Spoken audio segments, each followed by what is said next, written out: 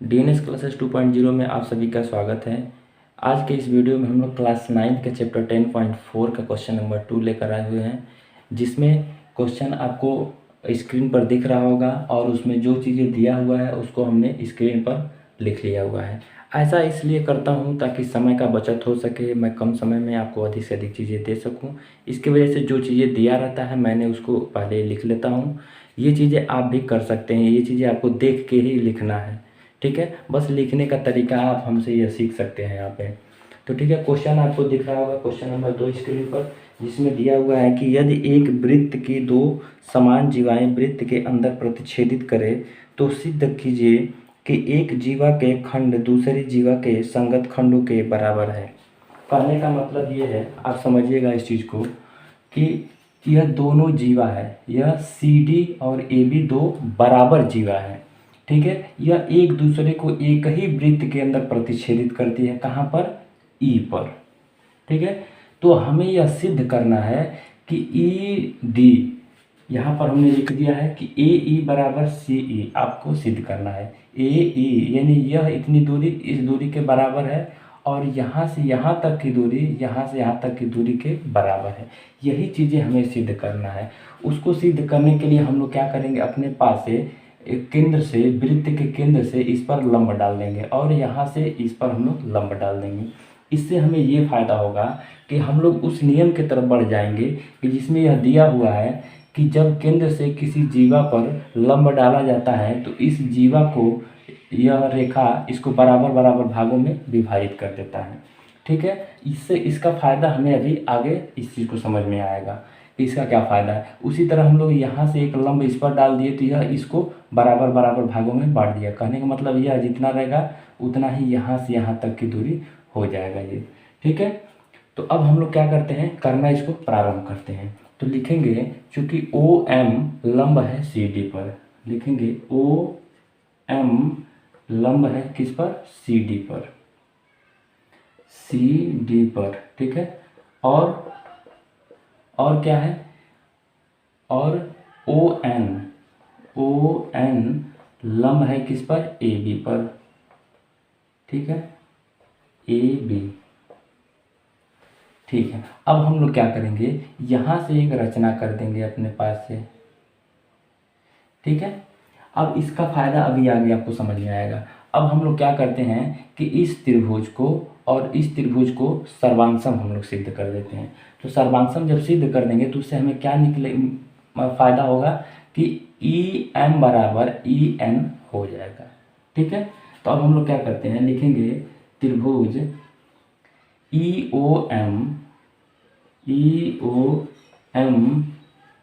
और त्रिभुज ई O N, ठीक है। अभी इन दोनों त्रिभुज को सर्वांशम सिद्ध करने के लिए आपको सभी नियम पता है और उसमें एक नियम यह भी आपको पता था कि समकोण विकर्ण भुजा का भी एक नियम था। क्योंकि इसमें यह हमने लंब डाला हुआ है और यह एक प्रमेय के अकॉर्डिंग इस पर लंब ही होता है जब केंद्र से किसी जीवा पर डाली जाती है रेखा तो यहाँ क्या हो गया, यह एक समकोण त्रिभुज बन गया। तो देखा जाए क्या इसमें समकोण विकर्ण भुजा का कंडीशन बन रहा है या नहीं बन रहा है। तो हमें पता है कि यह केंद्र से इस पर डाला गया क्या है, एक लंब है। तो यह दोनों क्या है, हमको बराबर दिख रहा है यहाँ पर। तो लिखेंगे कि ओ एम बराबर ओ एन, ठीक है। ई ओ एम यानी ओ एम बराबर ओ एन है। यह क्या है, यह दिया हुआ है जीवा पर डाली गई लंब,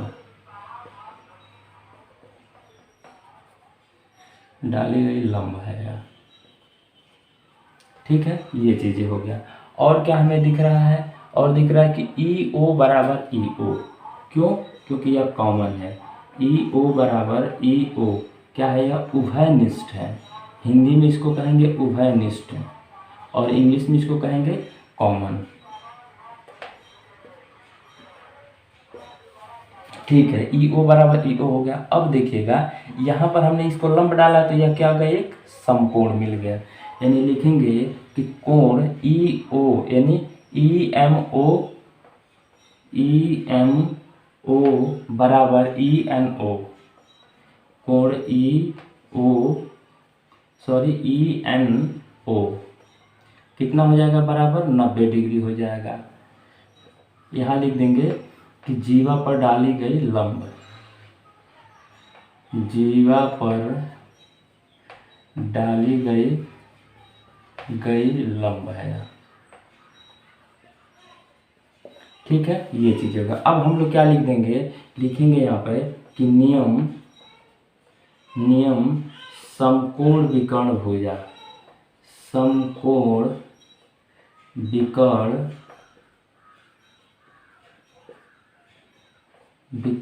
भुजा। समकोण विकर्ण भुजा से क्या हो जाएगा, यह दोनों त्रिभुज सर्वांगसम हो जाएगा। तो हम लोग लिख देंगे यहाँ पे त्रिभुज ई ओ एम सर्वांगसम त्रिभुज ई ओ एन हो गया।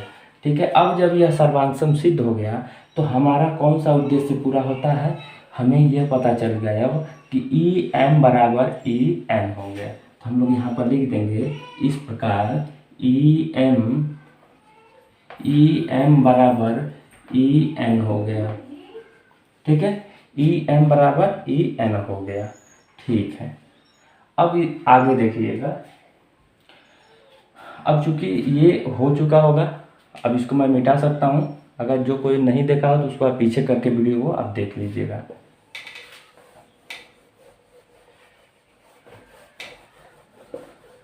अब यहाँ से हम लोग क्या करेंगे, अब चूंकि हमें पता है कि यह सी डी यानी C D half C D बराबर हाफ ए बी, लिखेंगे हाफ सी डी बराबर हाफ ए बी, यह दोनों बराबर होगा।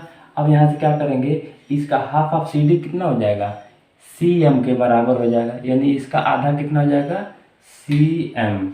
यहाँ सी एम बराबर क्या हो जाएगा, इसका आधा कितना हो जाएगा ए एन हो गया। ठीक है,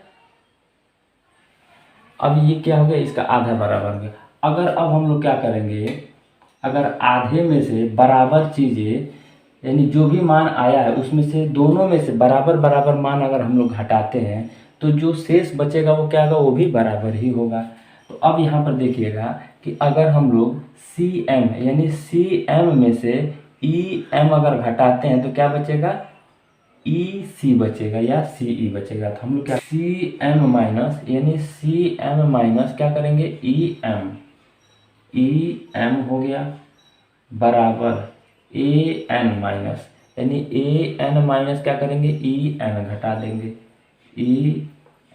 देंगे। अब चूंकि यह दोनों बराबर है, इस चीज़ को हमने बराबर यहाँ पर दिखाया है। यहाँ देखिएगा इसको हमने बराबर दिखाया है, इसलिए क्या जगह दोनों बराबर हो जाएगा। अगर इसमें से सी एम में से ई एम को घटा देंगे, यानी सी एम कहाँ है, सी एम में से ई एम घटा देंगे क्या बचेगा सी ई बचेगा, यानी सी ई बचेगा या ई सी बचेगा बराबर A M minus E N यानी A N minus E N इतने को घटा देंगे तो क्या बचेगा ए ई बच जाएगा। और यह पहला क्वेश्चन जो उसमें सिद्ध करना था वो चीज़ें यहाँ पर कंप्लीट होता है। यहाँ पर हमने उस चीज़ को प्रूव कर दिया।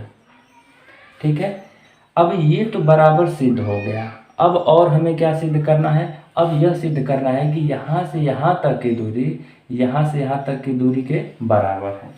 तो उसके लिए हम लोग क्या करेंगे, ध्यान दीजिएगा।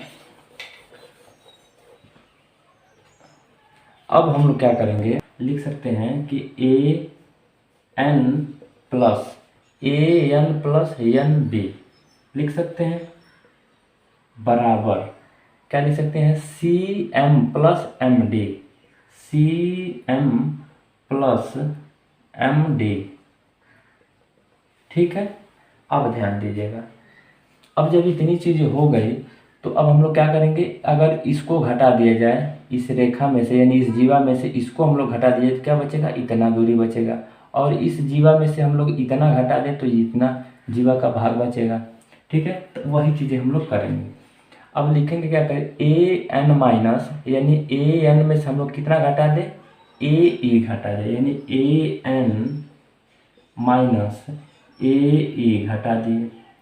अब प्लस में क्या है, एन बी पहले से ही है, बराबर। उसी तरह हम लोग क्या करेंगे, सी एम में से क्या घटा दें, सी ई घटा देंगे, सी ई घटा दिए और पहले से एम डी है ही। अब चूंकि हम लोग इसको और इसको बराबर दिखा चुके हैं, कहाँ पर, यहाँ दिखाए। अब हम लोग क्या करेंगे, इसमें से इसको घटाएंगे, ए एन माइनस ए ई, ए एन माइनस ए ई घटा देंगे तो क्या बचेगा, ई एन बच जाएगा, बचेगा E N plus N B इसमें है बराबर C M minus C E, C M minus C E घटा देंगे तो क्या बचेगा, ई एम बच जाएगा, यानी ई एम बच जाएगा और प्लस एम डी पहले से ही है। अब इन दोनों को अगर जोड़ेंगे, यानी E N plus N B, E N plus N B जोड़ेंगे तो क्या मिलेगा, ई बी, यानी ई बी बराबर E M plus M D, E M plus M D जब जोड़ेंगे तो क्या हो जाएगा, डी ई या ई डी बन जाएगा यह, और यह चीज़ें सिद्ध हो गया। यानी हम लोग सिद्ध कर दिए कि इसकी जो संगत जीवाएं हैं, जीवाओं का जो खंड है वो क्या है, बराबर, यानी यहाँ से यहाँ तक का खंड और यहाँ से यहाँ तक का खंड क्या है, आपस में बराबर है।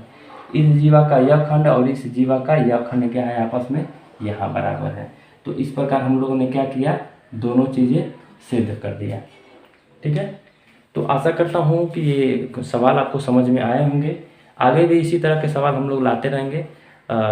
तब तक आप चैनल पे बने रहें और ढेर सारे लोगों को जुड़ने का प्रयास करें। अगर कोई नया है तो चैनल को सब्सक्राइब कर ले और बगल में बेल आइकन को जरूर प्रेस कर ले।